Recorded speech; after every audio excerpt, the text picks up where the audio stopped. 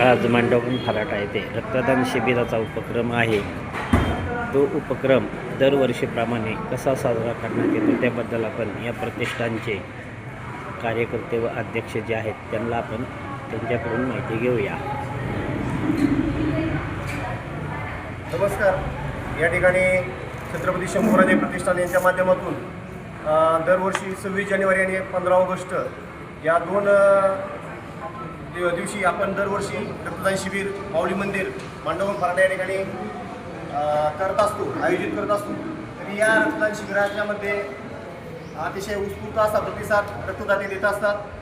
या ठिकाणी या प्रतिष्ठानचे हे 12वे वर्ष असून सलग हे 17वे शिबिर आपण या ठिकाणी आयोजित करत आहोत. तरी आपण यामधून गरजू व गरीब रुग्णांना दरवर्षी ज्याला लागेल त्याला आपण ब्लड असं मोफत देत असतो. तरी या ठिकाणी अतिशय रक्तदात्यांचा उत्स्फूर्त असा प्रतिसाद असतो. या ठिकाणी आपण पाहू शकता की या ठिकाणी महिलांचा देखील अतिशय चांगल्या पद्धतीने प्रतिसाद या ठिकाणी आपल्याला रक्तदान शिबिरासाठी मिळत आहे. तरी मी या सर्व रक्तदात्यांचं व सर्व ग्रामस्थांचं मनापासून धन्यवाद देतो. धन्यवाद. आपण जे रक्त बॅग देता ते मोफत देता याबद्दल काय सांगू शकता? हां, जरी एखादा रक्तदात्याने रक्तदान इथं केलेलं असेल आणि त्याचं सर्टिफिकेट असेल तर त्याला आपण अगदी मोफत रक्त देतो. आजपर्यंत 166 लोकांना रक्त ब्लड बॅग विनामूल्य दिलेले आहे. किती? 166 आतापर्यंत ना?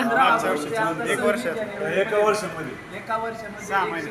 आपल्या प्रतिष्ठानची चर्चा ही सध्या खूप आहे, त्यामुळे हा प्रश्न अतिशय महत्त्वाचा होता आणि तो विचारण्यात आला की कोरोना काळात पण प्रतिष्ठानने भरपूर लोकांना प्लाझ्मा वगैरे प्लेटलेट्स भरपूर उपलब्ध.